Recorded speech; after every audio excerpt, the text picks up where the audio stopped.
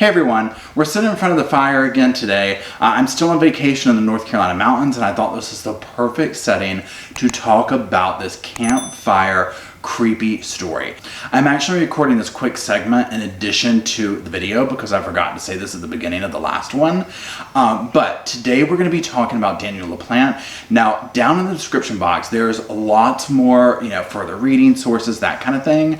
There's also going to be a link for a television show. It's called Your Worst Nightmare. Now, this particular episode about this case, it's called Bump in the Night.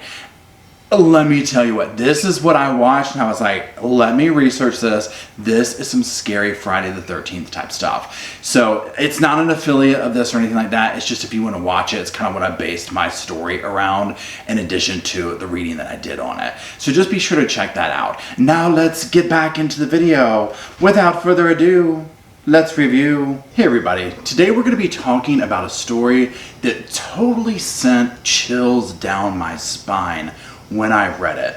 It is what nightmares are made of. It is a campfire story, hence the campfire.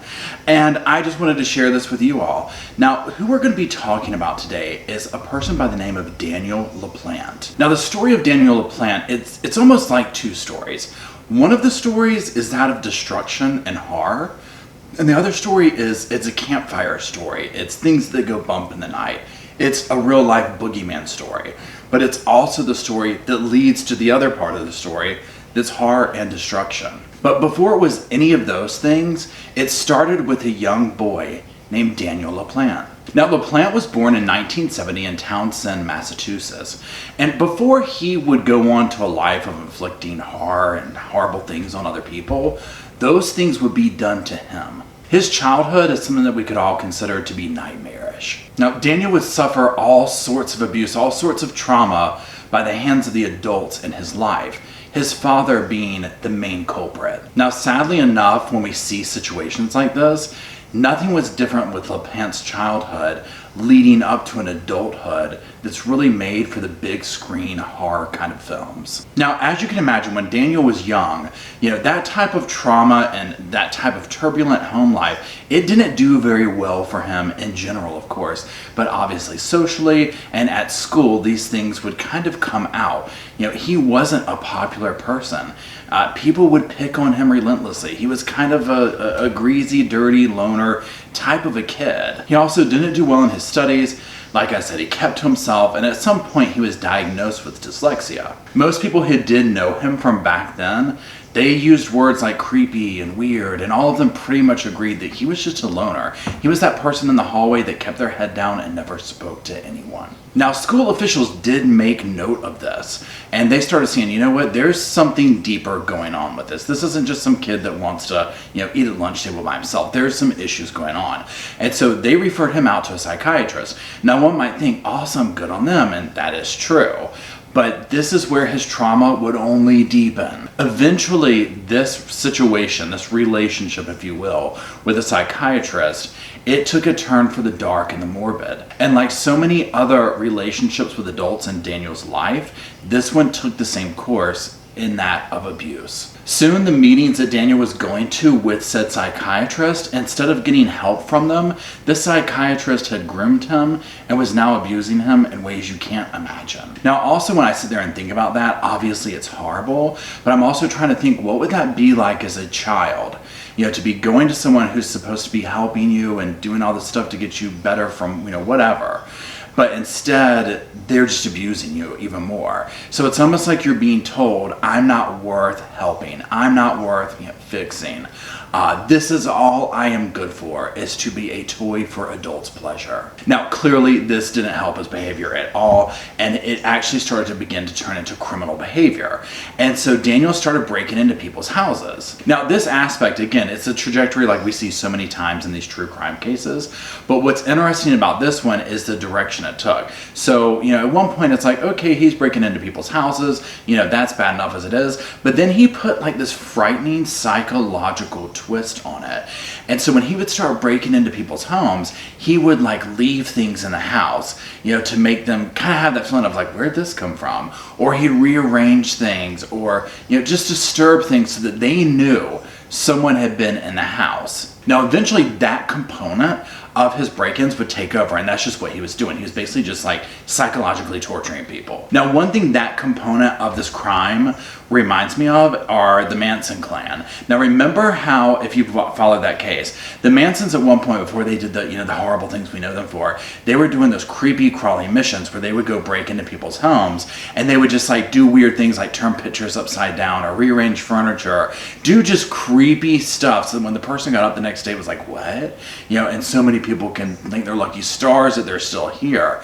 But this is what Daniel's behavior reminds me of, and for someone to be doing that at such a young age, I'm just like, oh my God. Now, another milestone in Daniel's bizarre behavior that would form a trajectory for him was his encounter with the Andrews family. Now, at this point in time, the Andrews family consisted of the father and the two daughters, Jessica and Annie. Now, the mother had passed away from cancer, and so obviously this is traumatic for not only the husband, but the two daughters as well. What this meant for the father and the two girls is the father had to, do a lot of extra work. He was already busy enough as it is with a full-time job, but he was doing whatever he could to make ends meet. These girls were just old enough to kind of be on their own a little bit, but they were still pretty young. So, they were having to stay home a lot by themselves and kind of, having to grow up even quicker. Now, at some point in time, Daniel comes into possession of their phone number. Now, some say that he got the phone number from doing one of those creepy crawly break-ins. I couldn't confirm that though, but he comes into possession of this phone number and he calls them, and he ends up striking up a friendship with Jessica and Annie. Now, what he does is he says, oh, look, you know what? I go to a different school with someone that knows you, and that's how I got your number. So he kind of had like planned this all out so that it passed the vibe check with them. Now, remember, this is a time of cell phones weren't happening. This is home phone. So, we didn't have Facebook back then. So there was none of this like, well, let me go check their Instagram or anything like that. So he was able to get away with a lot of this simply because of the time. Now, as we see on famous shows that we have today, like Catfish, part of that, I guess the lure to being a catfish is you can be whoever you want to. And Daniel did just that. He portrayed this completely different person than he was. He said that he was like a jock, he was on the football team, he had blonde hair, he was athletic, he was super popular. I mean, he basically became most likely what he feared and also wanted to be at his own school. I'm sure those type dudes picked on him, and I'm sure like a lot of other, guys in high school, it's like, who doesn't want to be the popular jock when you're that age, So he played that role to a T. Now, Jessica and Annie, of course, they were kind of smitten with this. So they found this alluring. Here's this, jockey dude they're talking to on the phone. Well, eventually this leads to the comfort zone being made for Laplante to ask Annie out on a real life date. Now, at this point, one might think, okay, game over. Most catfish are never going to show up. They're never going to do any of this because the secret's out. Everything's out in the open then. Not Daniel Laplante. When Daniel Laplante showed up at the Andrews door and they opened the door, Annie opens the door. She doesn't see the blonde-haired, blue-eyed, popular jock. She sees this very awkward, dark hair, dark eyes, acne, kind of greasy, kind of unclean, unkempt, odd character of Daniel Laplante. Now, even though it was totally obvious to Annie that he had been lying and this wasn't, who he said he was, she was nice. I mean, what are you going to do? You know what I'm saying? She was young, so she didn't know what to say. You know what I mean? So she goes out on said date. They go to get ice cream or something. And what happens is they're going, and during this time, Daniel learns about the fact that her mother had passed away. Now, maybe he knew about this before, who knows? But he learns about it from her during this. And she would say that he took this really bizarre interest in that aspect, wanted to know about the death and how she felt. He really wanted to know about her feelings, her reaction, all of that kind of stuff. And it freaked her out because it wasn't just like, oh, did you do okay with that? It was like, tell me how you felt. What was that loss like? Like, he was getting off on it. So Annie cuts the date short. She's like, no thanks. She's done. She goes home. She thinks she's done with this. So there's that. Now, fast forward a little bit in time. Jessica and Annie decide, what? we are going to do like a little seance, a little something, something, and just see if we can't, contact our mother. I mean, it seems like a reasonable thing that a young child might wonder or whatever.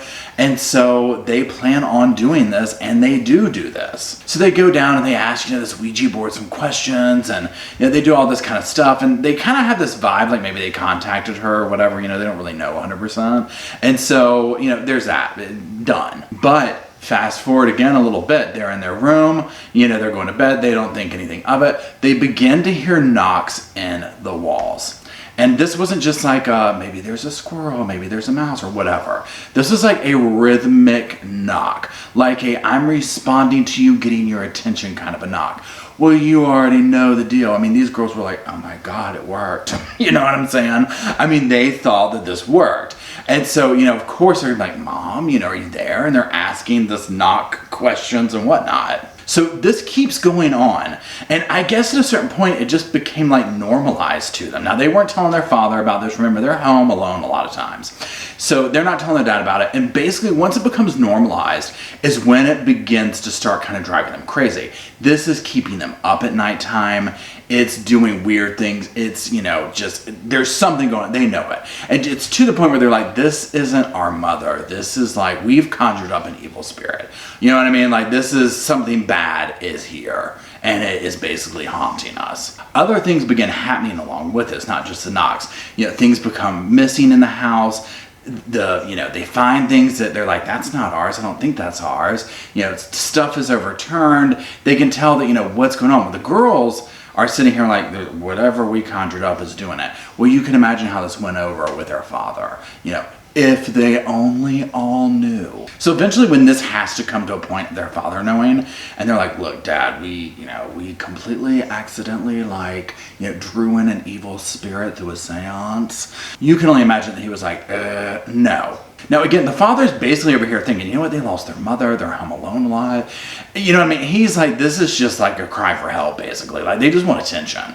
So they're doing this kind of weird stuff, whatever. So this kind of continues, and at one point, there's another evening, the girls are home alone, and the knocking, fires back up again. And they're like, oh my God. Yeah, but this time, it's coming from the basement. And so the girls were like, let's go see what's happening down there. Now, they're just like, there's something down there. You know what I mean? Like, this is intense. So they slowly make their way creeping down the stairs to the basement. Now, once they got down to the basement, they saw written in what appeared to be blood, I'm in your room, come and find me. Now, you already know, this scared them to death, as it would me. They fled the house. They go to their next door neighbors, and they're like, there is some wicked stuff going on next door. We ain't going back. And so they wait there at the house until their dad comes home. He, is like, what is going on? This is insane. Now, sadly, though, this still wouldn't be enough for him to be like, what? Because first of all, the stuff on the wall was written in ketchup. And again, this was just like, girls, this is a no. You know what I mean? Like, you got me home from work. This is crazy. Like, you're messing with like our ability to keep a roof over our head at this point. But in just a few short weeks, things would get even crazier at the Andrews house, as if that wasn't enough. The girls are at home. They're thinking, okay, maybe things have quieted down, whatever. And the knocking fires back up. And this time it's coming from upstairs in Annie's room. And they're just like, oh my God. So the girls are like, it's back. Let's arm ourselves with some knives and go up there. Because they already know, Dad doesn't believe us. So it's up to us to figure out what this is. So they go up there. And then this time what they find is written in apparently blood, it would seem, I'm back, come and find me. And that was it. They were like, done, we're out of here. They go back down the stairs and they run back over the neighbors and like, nope, sorry, not sorry, get my daddy on the phone. Now, you can imagine, the dad was like PO'd when he got home. And he's like, you know what, that's it. We're going to prove a point. We're going to make a scene just like you are. We're going to walk over there and we're going to handle this. I mean, the girls were like, completely freaked out. They're like, don't go in there, don't go in there, don't go in there. And so they start going over there. And basically he's like, did y'all leave the music blaring too? Are you crazy? And like, we didn't do that. And so this is where the dad starts to get like, okay, whatever. So he goes in the house and it's like, what is going on here? Furniture's moved around, stuff's turned over, there's just weird stuff in the home that he's like, yeah, something's not right. Now, this is the first time that the dad's like, something's not right here. This is where things are getting really creepy. So he too creeps his way up the stairs. He gets in there and he sees a writing on the wall. But this time it's not what the girls had said. It was a different thing. It was an addition to that. And it said, "Marry me." And he was like, oh my God. Well, the next thing his eyes fall to is the figure standing in the room there with him. And he's sitting there looking at a person dressed in what would turn out to be his wife's clothing, a blonde wig. And I mean, literally his first reaction is, what? What is going on? Well, the figure turns around and it's a young boy wearing like makeup, kind of like, face paint type stuff. And the boy has a hatchet in his hand. Well, the dad is done. Okay. And he runs out of there. And so he books it out. He's like, yeah, get out of there, get out of there. There is somebody in there, and you had to believe that at this point, he's like, oh my God, my girls weren't lying. You know what I'm saying? Like, whoa, all of those things are coming over him. And the girls had to be like even more freaked out. Now, once the police arrive, they comb to the house, they're looking everywhere, they're trying to find out what's going on. Now, eventually they will find basically like a little hidden door, like a little cupboard type thing. And when they get in there, they will find Daniel Laplante all curled up in there. Now, what they also will discover is they discover that he's been living in this house, in the walls. I mean, and they see where he's like gone through all different parts of the house. He's made little peepholes so he can watch them. They find food wrappers. I mean, he's been in it to win it for a while. Now, you can only imagine the horror of that, realizing that someone has been living in your home. I mean, it would be absolutely life-changing traumatic. And so eventually they would move. I mean, because it was too much. It was too much.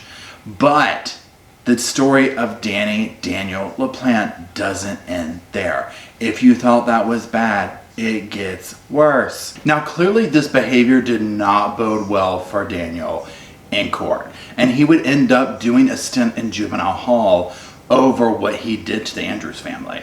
Now, by 1987, he would get out and he would move back in with his mother and stepfather. And seemingly life would allegedly go on, but it didn't take long, and I mean not long at all, for him to go back to his old ways, except this time they escalated to a level that would leave a family destroyed and a town in shock. Priscilla and Andy Gustafson were excited to be expecting their third child that they were going to be bringing into the world. Now, they were already blessed with two amazing little children, William and Abigail. So December 1st, 1987 was like any other busy, December day. You're heading into the holiday season, things are going on, and life is generally really happy, especially for this family at this time. Now, Andy was at work, and it actually would turn out that he was closing a big deal, and he was going to want to come home and celebrate with his wife, with Priscilla, later that evening, but sadly that would never happen. Now, Priscilla arrived back home with her two children, Abigail and William. Now, when Priscilla arrived home with her two kids and they started to make their way inside, she would have no idea that Daniel Laplante had chosen to rob her home that day and that he was still inside the house. Once they made their way into the home, Daniel Laplante would confront them and subdue them, and he would let inner demons out on this whole family that shouldn't happen to any person walking this earth. After violating the mother, Priscilla, he would then put a gun to her head. Now, he did all this while the son, William, was watching. Then he would take each of the children separately at different times. One would go up to a bathroom upstairs, and then after that, the other one went to a bathroom downstairs, where they would each meet their fate in the bathtubs. Now, once Andy couldn't get a hold of Priscilla to be like, hey, let's go out and celebrate, he comes home, and he goes inside and he finds Priscilla in their bed. And he's just, you can imagine, he's broken, he is shook. He immediately calls the police and he goes in the car, and he would later say, he was like, I waited outside, I knew, my heart told me I couldn't find the children because I already knew what had happened to them, kind of a thing. And so the police get there, they go in the house, they do their thing, and obviously they tell him, your family's gone. Now we'll talk more about what became of Andy here in a minute. Now the police actually put 2 and 2 together pretty quickly. Now, the Gustafsons had already actually been robbed earlier in November. Now, of course, at that time in November, they didn't really know it was Danny, at that time. They might have had some guesses, whatever, but they didn't know, And so this had already happened. Now, later when they executed search warrants, once, Daniel had been apprehended, the whole 9 yards, in court, they would show that, a lot of the items that were stolen from the Gustafsons' home was found at Danny's residence. But back to the current situation. When this happened, the police would bring in tracking dogs and they would go through the woods, through a trail to the residence behind the Gustafsons' home. Now, this is where Daniel Laplante was living with his mother and stepfather. But on that little walk through the trail, the police would discover a couple of things. First of all, they would find a flannel shirt with some gloves in there that would later test positive for gunpowder on it. They would also find the Gustafsons' nameplate that was stolen from their home. So, again, later in court, these items would all be tracked back to Daniel, and, there's tons of evidence linking him to this crime. So when the police go to Laplante's home, and they're like, hey, look, we want to talk to him, yada, yada, yada, he ends up fleeing. And now when I say fleeing, I mean he does eventually get caught, but not before he wreaks more havoc. Now on his little, journey away from the police, he was able to make it a few towns over, and he actually ended up kidnapping a woman in her car. Now she was able to get away at one point, thank God, and he would eventually be found hiding behind a dumpster somewhere in one of these towns. Now, very suiting for him, I might add. Now that little run from the cops, I mean literally this is a matter of a couple of days here. So he's in custody, all this is going down, and this goes to court. Now during the court sessions, the defense would try and go with a few different tactics. One of those being, hey, look, we're going to try and create reasonable doubt by saying, this could have been Daniel Laplante's brother, Stephen, or one of their close friends named Michael. This is because basically these people all had access to the same type stuff, and it was like, well, how do we know Stephen didn't do it? He's living in the same house, and this other guy, Michael, had access, and all this stuff. But there was so much evidence directly linking Daniel to the crime. And the brothers would end up having to say, yeah, we saw him wearing this at this time, or we saw him with these items.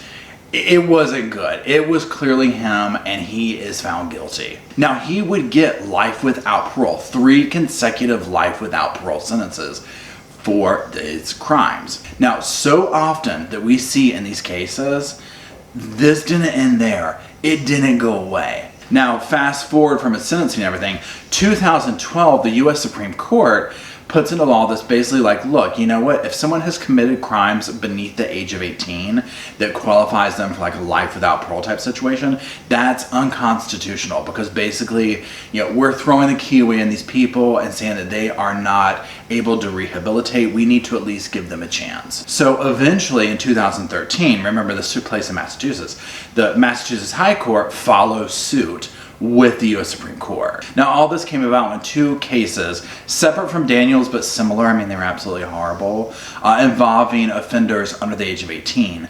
And this went up to the Supreme Court, and so all this starts coming down and these changes start happening. So again, fast forward a little bit, 2014. The Governor Deval Patrick signs a new law, and it's basically a 3-tiered parole system for juvenile offenders. And this is for the offenders that are like Daniel, these hardcore cases where it's life without parole type thing. Now, here's the thing though. This was not a retroactive situation, and so this affected, I think it left 60 people kind of not in the dark, but they defaulted to a level of, okay, you are eligible for parole after 15 years. Now, one of those people was Daniel Laplante. So again, fast forward, 2017, his attorneys asked for his sentence to be revised to align with these new laws. Now, the hearing was highly charged, as you can imagine. Daniel would actually speak at this hearing. And very quickly, just a couple of things that he said were, I do not have the words to fully express my profound sorrow, but I am truly sorry for the harm that I've caused. From the very essence of who I am, from the depths of my soul, I am sorry. Now, Priscilla's sister was there speaking at the hearing, and she was like, this guy has no conscience whatsoever. Other family members of the victims were like, let him rot in prison where he belongs. Now, the judge in this case would assign a psychiatrist to, evaluate Daniel and whatnot. And the psychiatrist would come back and be like, yeah, he's not remorseful. He might say he is, but he's not. So there's that. So this made the judge basically say, okay, you know what? We're just going to have to default things here for you. And you're not going to get any kind of special treatment. You're going to default to what the law says. So she made sure to give him the maximum penalty for each of those things. So it was the 15 years consecutive. So basically it was after 45 years, he could be eligible for parole. He would be 62 years old. Now, if you thought it was over yet, it's not over. So 2019, his lawyers go back to court. So this is last year. And they're asking for another revision at a second chance. Now, basically what his attorneys are saying is they're like, you know what, the 45-year minimum thing that he got before he can get parole is basically the same thing as like life without parole. He's going to be 62, life will be over, he needs to get a fair chance. And so they want to revise things so that he could be eligible for parole between 30 and 35 years, which would essentially trigger it to make him eligible immediately.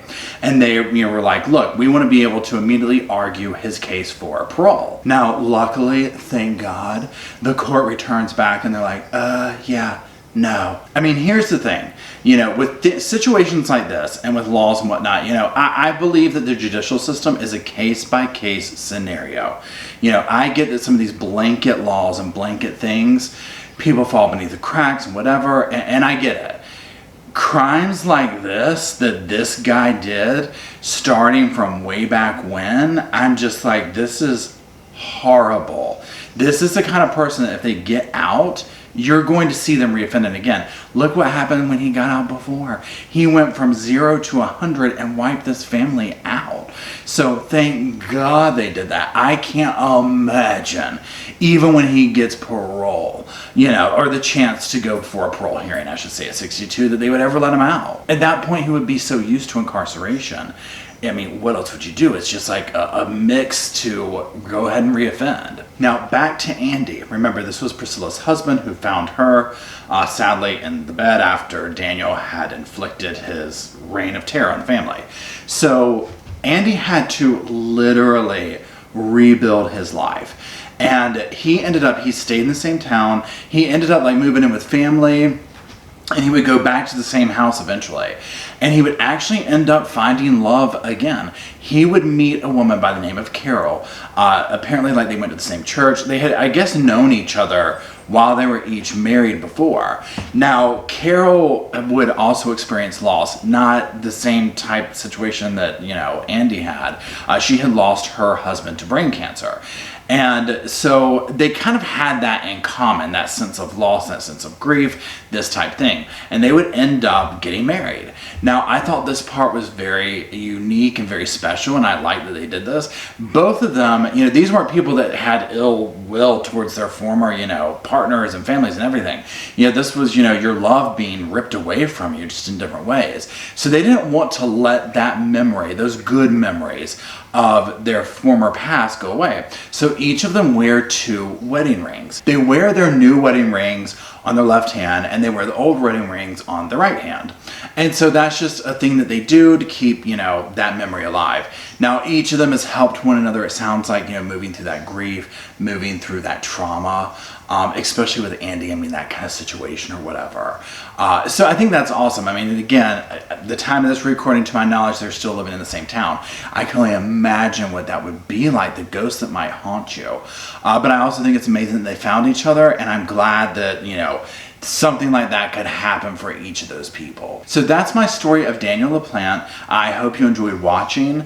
Now, don't forget, down in the description box, there's sources for the reading if you want to read even more minute details of this case. It keeps going and going, and it is so creepy. Now, there's also going to be a link to a television episode. It's not an affiliate link. It's the one that I watched about this and made me say, what in God's name is this? Let me research this. But that's going to be linked below if you want to watch it and check it out. out. It's an excellent, you know, campfire creepy kind of a thing to watch. As always, thank you for everyone watching. Thank you to the subscribers. Thank you to Patreon's channel members. Thank you to the mods. Everyone out there for making this channel possible. It would not be possible without you, and I greatly appreciate it. Thank you again for watching, and I'll talk to you soon.